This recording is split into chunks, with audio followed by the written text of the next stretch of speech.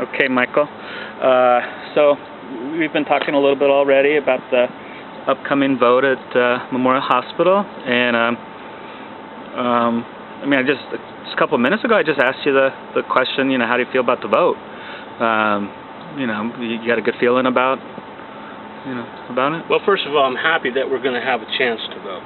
Yeah. This has been a long time coming, and long set of delays with us being able to have the right to vote. But with SEIU's tactics, I'm a little concerned that they've alienated some of the staff by their behaviors of harassing them at their homes, and even when we've given clear message from the organizing committee, from the staff at the hospital, that we don't wish to organize with SEIU. Our wish is to organize with UHW and UHW. We're very happy with that organizing group. They have a good reputation. SEIU does not. They basically abandoned us last January and didn't return our phone calls.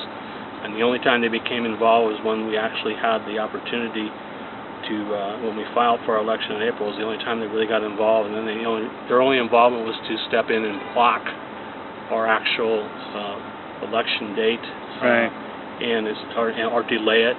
The date has been set. The dates are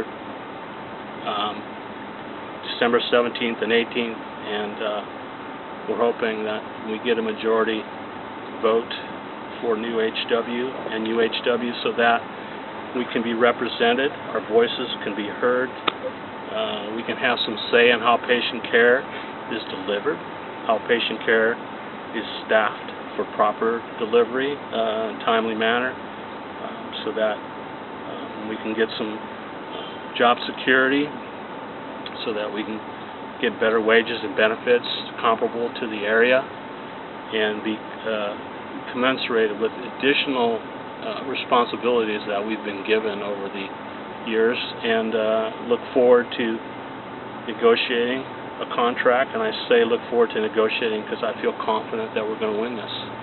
And you feel good about NUHW, that the way they've been working with the employees here, and they're going to be a good union to help you achieve that? I certainly do. We've actually been working with them. They've only been in existence since January, but the core group we've been working with was the former UHW that was under SEIU, and they're a good group of people, and they really have the employees' interest at heart. And the union is actually going to be employer-driven. Once the union is voted in, there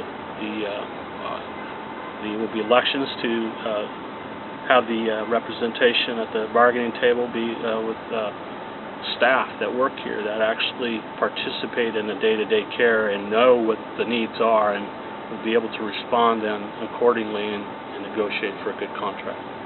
Yeah, it seems like a lot of people kind of hoping that the labor movement goes more this direction these days.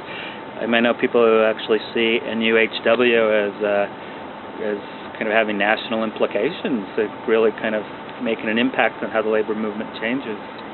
Certainly, and I think it's in a better direction. Unfortunately, SEIU's behavior has kind of given labor a bad name, and they were asked specifically by the North Bay Labor Council to back off from the Santa Rosa Memorial Hospital employees' election, that they did not want them there.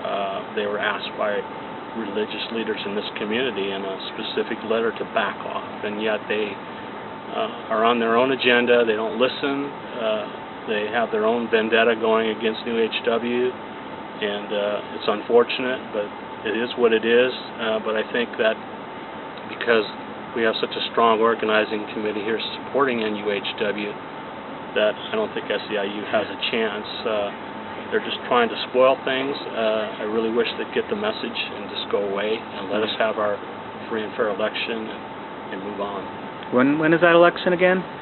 It's coming up real soon here, week before Christmas, December 17th and 18th. So what do I want for Christmas? I want a union at this hospital. One that really, I've been here 23 years, and I've seen a history of people not being taken care of. And I don't like it. I don't like the way I'm treated sometimes. I don't like the way a lot of staff is treated here sometimes, and I think, unfortunately, it comes down to having a union so that we can have a voice and have some strength with our voice so that we can, in fact, get better treatment. Are you comfortable talking about some of that treatment? You said you haven't been treated well sometimes. Well, just for example, this recently, I was called into my supervisor's office and director's office, and I was told that that 3 employees had complained about my getting signatures for the petition to get the new HW union in the hospital on the ballot, and supporting them. And I was told that I had done this during my work time or their work time, and I know the rules, and I certainly didn't. To my knowledge, I was on my break, and the employees that I spoke to were on their break. But I was told that I had done this while someone was not on their break, or I was not on my break. But to my knowledge, that's not true. And I was given a copy of their policy on solicitation, and told specifically that I could not do this during work time, which I understand. And then at the end of the conversation, I expressed I thought I was called into the office for you to tell me that I was doing a good job, and I was told, oh, yes, you are doing a good job. So anyhow, I don't have. You think they were trying to let you know that you're being watched? I think that's the message. I think that is the message, and it's like it's fear-based. But I'm not afraid. I'm standing up for my rights and my fellow employees' rights to be able to organize and have a union and have better work conditions and not have indiscriminately 200 people laid off, or wages frozen, or changing a benefit from sick time and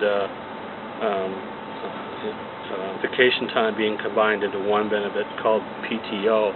The SNA, which is the nurses union here at the hospital, were asked about taking PTO. Their vote was no. That vote was respected because they're represented. They have a contract with the hospital, and so they rejected that. They weren't subject to the salary freeze because they, again, have a contract. They received a raise in October. It was recently uncovered that the hospital was exposed by the SNA that they were making a profit of $7 million. And in light of that and the fact that they realized that, then they came out with an announcement that in April that they would certainly realize at this time that they were actually doing better than they thought. And at this time they were going to, or in April, target a wage increase for staff at Santa Rosa Memorial with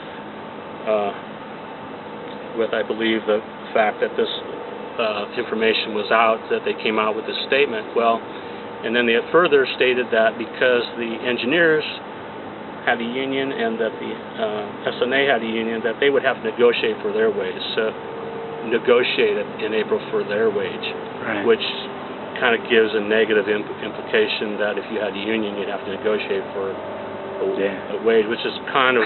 Otherwise, we'd just give it to you. Otherwise, we'd just give it to you, but which is not true. And so anyhow, I know. It's just like, okay. That's a nice idea. It's a nice idea. So anyhow, I think having a contract in place, you're guaranteed that you're not subject to what they want to do, and basically that's what we're subject to, what they want to do. Right. If there's an issue that they want to lay off a bunch of staff, they just go ahead and do it. They don't really, it's not discussed. And the ramifications are patient care is affected by staffing being affected, and the trickle down is not good. So staff want to have voices at the table to problem solve with management. Absolutely. That's really the bottom line. Okay. I think that's what I'm hearing. People that are out there actually doing the work need to be involved in the decision making, and I think there's a separation there such that the input from the staff that are out there actually doing the work is not taken into consideration strongly enough to make a difference. So I think by having a union and having actual equal representation, that can change. And the really ironic part about this whole thing is that at some point in time when this does take place, hospital administration is going to benefit by having the balance of power, so to speak, so that employees can actually speak to the problems that exist, and they can be problem solved, and done so that patient care improves and patient length of stay decreases, and that actually is a benefit to hospital administration to go in that kind of a direction. I think it's better for everyone.